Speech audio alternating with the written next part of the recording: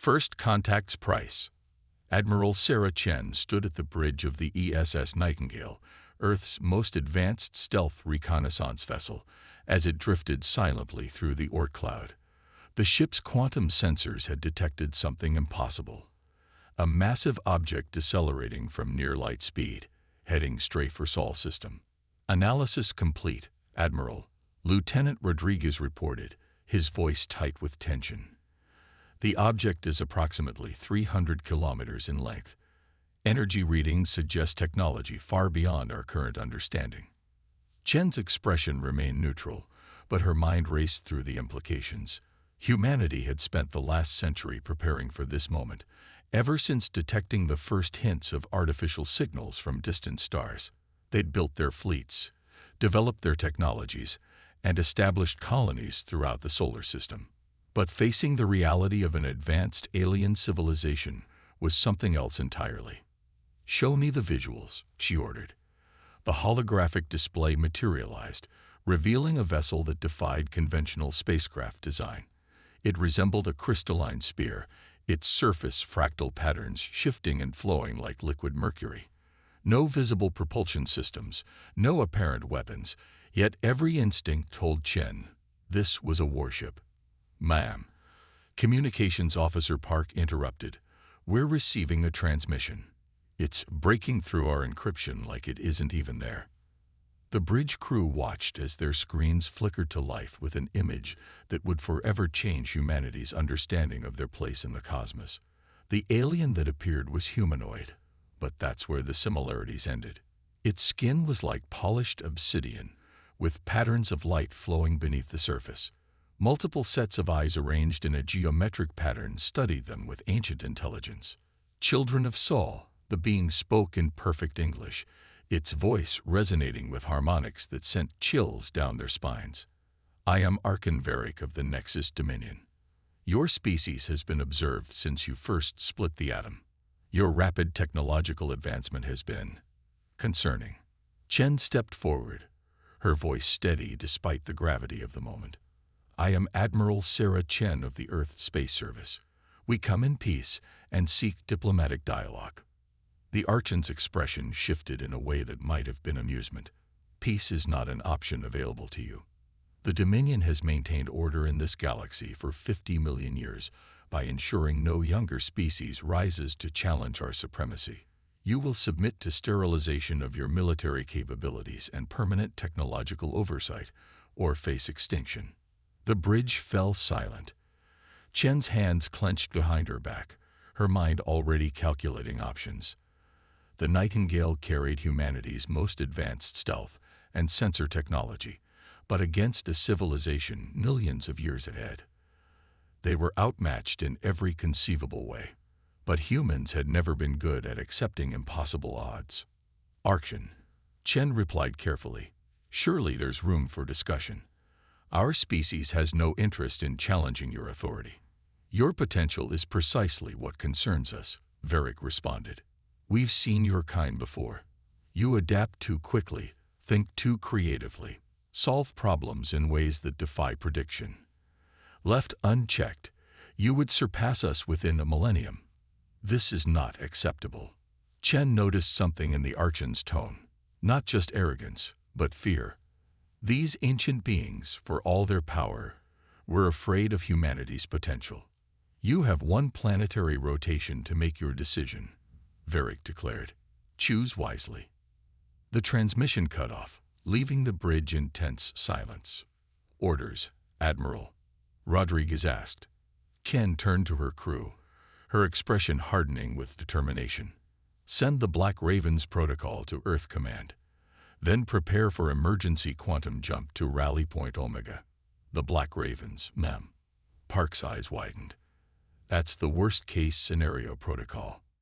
"Yes," Chen nodded grimly. "Because humanity just received 2 messages today. First, we're not alone in the universe. Second, we're going to have to fight for our right to exist. And if these Dominion beings think humanity will quietly accept extinction or subjugation, they're about to learn a very important lesson about our species."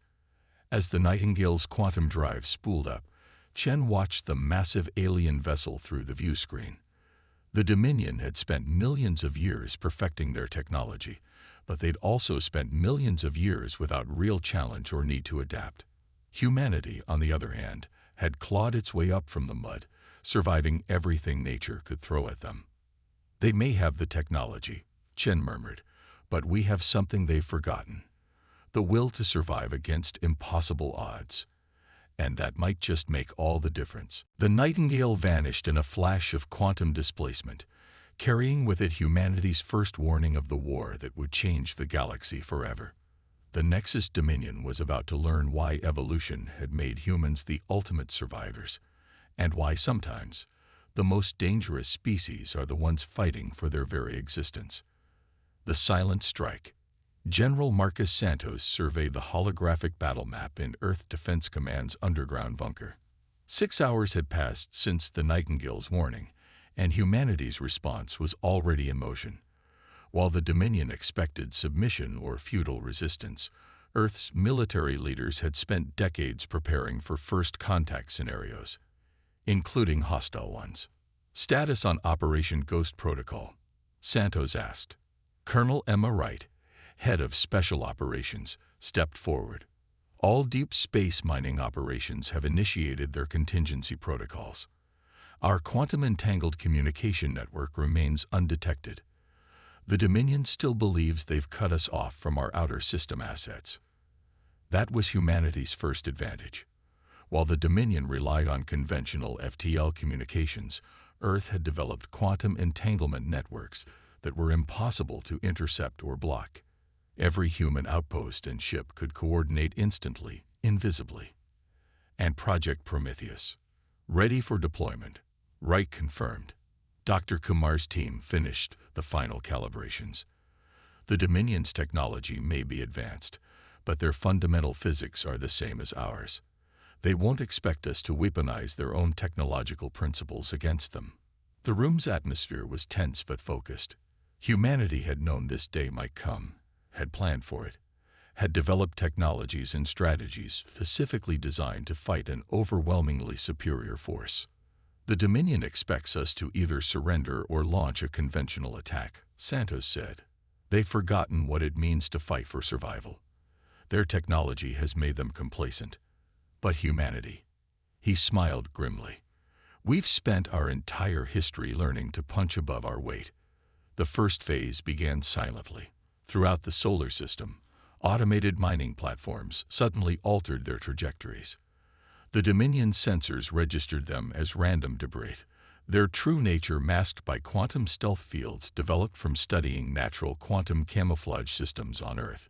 In high orbit, Dr. Arya Kumar watched as her life's work was put to the test.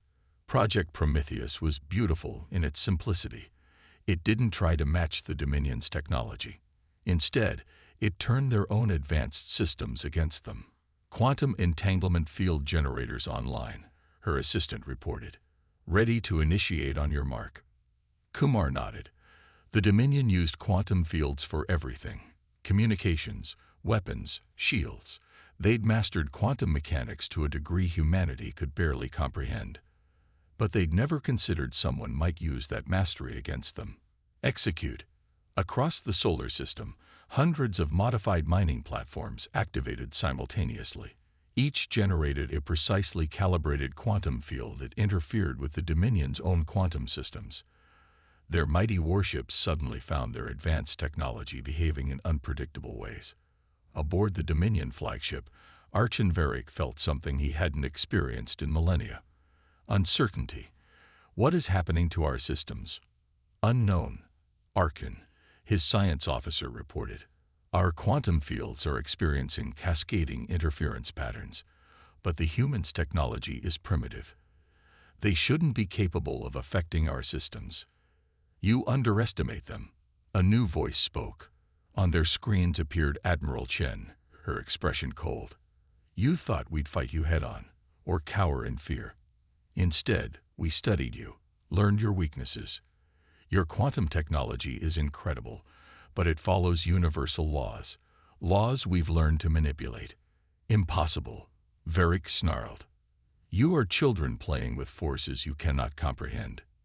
No, Chen replied. We're survivors who've learned to use every advantage, no matter how small. Your quantum fields are more advanced than ours, yes. But like a martial artist using an opponent's strength against them, we don't need to match your power. We just need to understand how it works. Across the solar system, Dominion ships began experiencing cascading system failures. Their quantum shields flickered as the human devices created interference patterns that turned their own energy against them. Their weapons refused to fire as quantum targeting systems gave impossible readings. This is your final warning, Chen continued. Leave our solar system or learn firsthand why humanity has survived every crisis we've ever faced. We don't want war with you, but if you force us to fight, we will not hold back. Varric's expression shifted from contempt to something approaching respect. You actually believe you can stand against us, one system against an empire that spans galaxies. We believe we can make the cost of subduing us far higher than you're willing to pay, Chen answered. And we've only shown you a fraction of what we've prepared. The choice is yours, action, peace, or a war that will change both our civilizations forever. The Dominion ships hung in space, their mighty quantum technology rendered uncertain by human ingenuity. And in that moment, Arch and Varric faced a decision that would reshape the galaxy. Retreat and admit humans as equals, or commit to a war against an enemy that fought unlike any they'd faced before. The silence stretched across the void, broken only by the quantum static that proved humanity's warning was far from empty threat. The galaxy held its breath, waiting to see if peace would prevail or if a new kind of war was about to begin. Breaking the unbreakable, Arch and Varric chose war. The Dominion's response came as a massive fleet of 10,000 ships, emerging from hyperspace like a metallic storm. But humanity was ready. They'd used the precious time bought by their quantum interference gambit to implement their real strategy. Dr. Kumar's voice was steady as she addressed the Emergency Defense Council. The Dominion ships rely on artificial gravity fields for internal stability. Their crews have evolved in perfect gravitational conditions for millions of years. They've lost their biological adaptability to gravitational stress. Admiral Chen smiled. And that's their weakness. Operation Gravity Dance began without warning. Thousands of stealth gravity manipulators, hidden in the debris fields of the asteroid belt, activated simultaneously. The carefully calculated gravitational waves hit the Dominion fleet like invisible hammers. Inside the Dominion ships, chaos erupted. Crews accustomed to perfect stability found themselves experiencing rapid gravitational fluctuations. Their bodies, evolved for millions of years in controlled environments, couldn't handle the constant shifts between 0G and multiple G forces. Impossible. Varric raged as his mighty fleet began to break formation. Their technology shouldn't be capable of this precision. But humanity had learned early in their space age that mastering gravity was key to stellar warfare. While the Dominion had focused on quantum technology, humans had perfected gravitational manipulation through necessity. Their bodies, evolved on a planet with varying gravitational conditions, could handle the stress.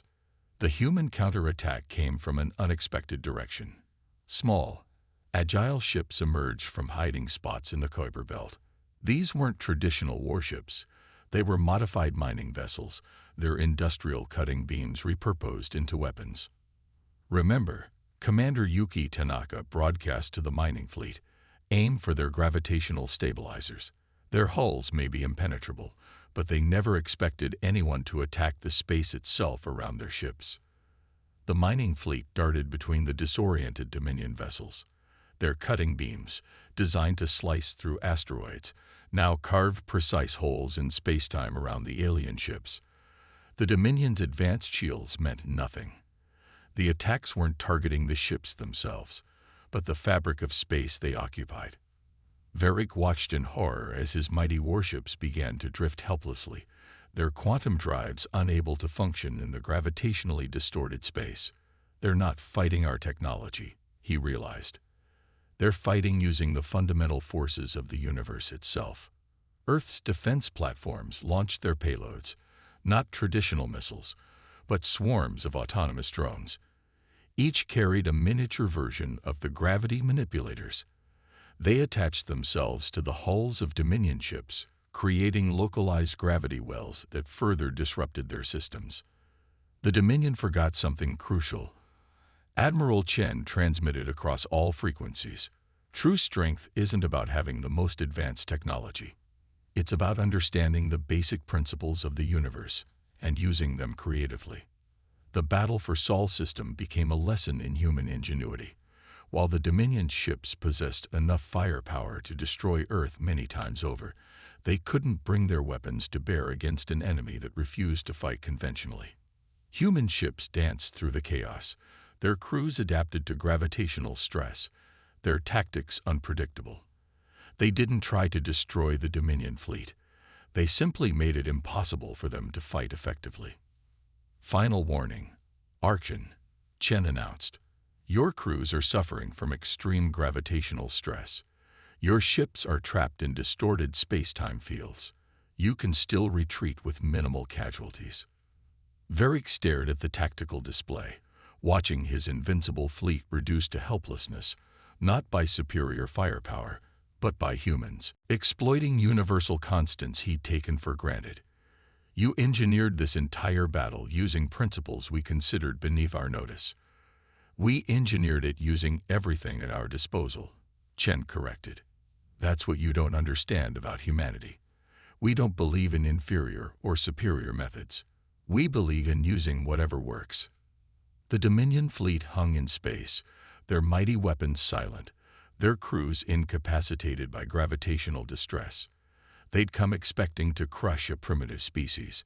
Instead, they'd found themselves outmaneuvered by an enemy that turned their own evolutionary history against them.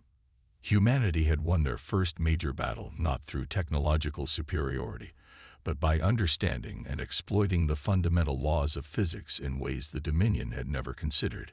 It was a victory that would echo across the galaxy, proving that humanity's greatest strength wasn't their technology, it was their ability to think differently.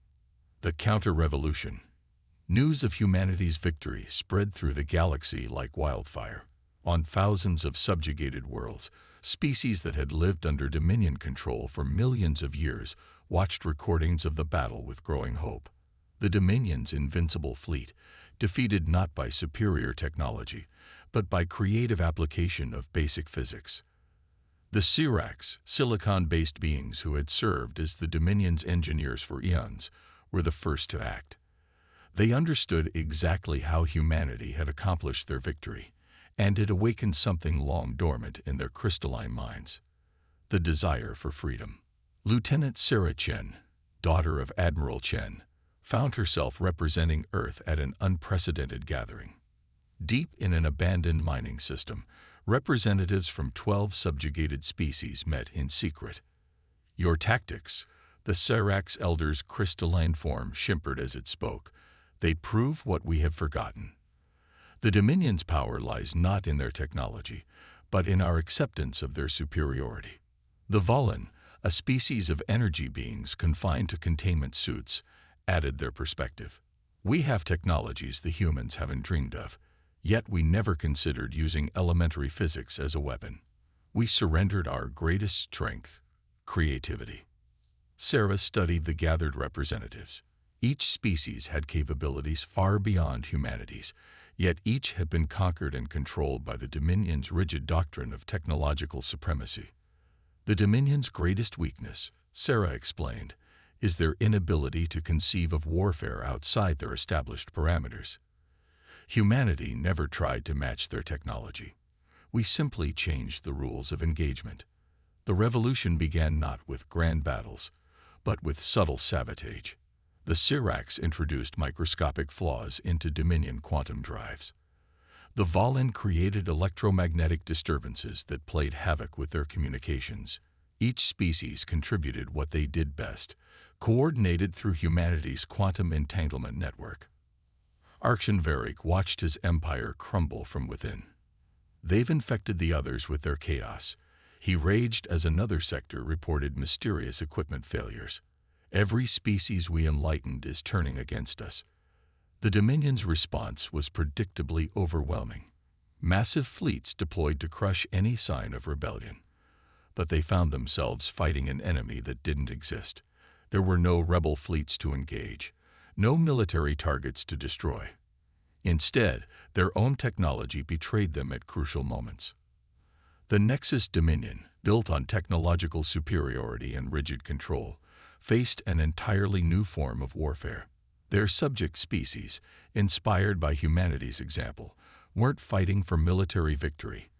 They were fighting for survival, using every tool at their disposal. Sarah stood on the bridge of the ESS Nightingale II, watching tactical displays as another Dominion fleet fell into disarray. The Cyrax had induced their quantum drives to malfunction. The Valen had disrupted their sensor networks, and humanity's gravity weapons finished what their allies had started. Your species, the Cyrax Elder communicated, reminded us of something we had forgotten over millions of years of servitude. True advancement comes not from superior technology, but from superior thinking. The revolution spread faster than the Dominion could contain it. Each victory inspired more species to join the resistance. The empire that had ruled through technological supremacy found itself unable to counter enemies who refused to fight on their terms. Humanity's greatest contribution wasn't their tactics or their technology. It was the idea that victory didn't require matching the enemy's strength. It required understanding and exploiting their weaknesses, using creativity and unconventional thinking to overcome superior force. As the Dominion's grip on the galaxy weakened, Sarah realized they had achieved something far greater than military victory. They had awakened the suppressed potential of countless species, showing them that true power lay not in technology, but in the willingness to think differently. The counter-revolution wasn't fought with fleets and armies. It was won with ideas, with creativity, with the fundamental forces of the universe wielded in ways the Dominion had never imagined. And at its heart was humanity's greatest gift to the galaxy, the reminder that no force, no matter how technologically advanced, was truly invincible. Victory's echo. The final confrontation took place where it all began. Sol System. The Dominion, pushed to desperation, gathered their remaining forces for one last attempt to crush the species that had shattered their supremacy. Admiral Chen faced Archon Varric across a quantum-linked communication channel. You still don't understand, do you? This war was lost the moment you assumed technological superiority guaranteed victory. The Dominion's final fleet was vast, but they faced something unprecedented: a united galaxy. Species that had served them for millions of years now turned their unique abilities against their former masters. The battle began with the Valen creating electromagnetic storms that blinded Dominion sensors. The Cyrax activated hidden programs they'd buried in the fleet's quantum systems over centuries of maintenance. Humanity's gravity weapons completed the assault, turning space itself into a weapon. Varric watched his mighty civilization crumble, finally understanding their fatal flaw. The Dominion had achieved perfection in their technology, but lost the ability to adapt. They had conquered the galaxy, but forgotten how to survive. We offer you the same choice you gave us, Chen declared. Surrender and join a new galactic community as equals, or face extinction. The difference is, we actually hope you choose peace. The Archon looked at tactical displays showing his fleet in disarray. Defeated by the combined creativity of species, his civilization had dismissed as inferior. Perhaps, he said slowly, it is time for the galaxy to evolve beyond our guidance. The war ended not with the destruction of the Dominion, but with their transformation. Humanity's victory brought something unexpected, a new era of galactic cooperation, where each species contributed their unique perspectives and abilities. Admiral Chen stood in Earth's first galactic embassy, watching representatives from hundreds of species, including reformed Dominion members, working together. Humanity's gift to the galaxy hadn't been technological innovation, but a reminder that true strength comes from diversity of thought and the courage to challenge established limits. The stars had never seemed brighter.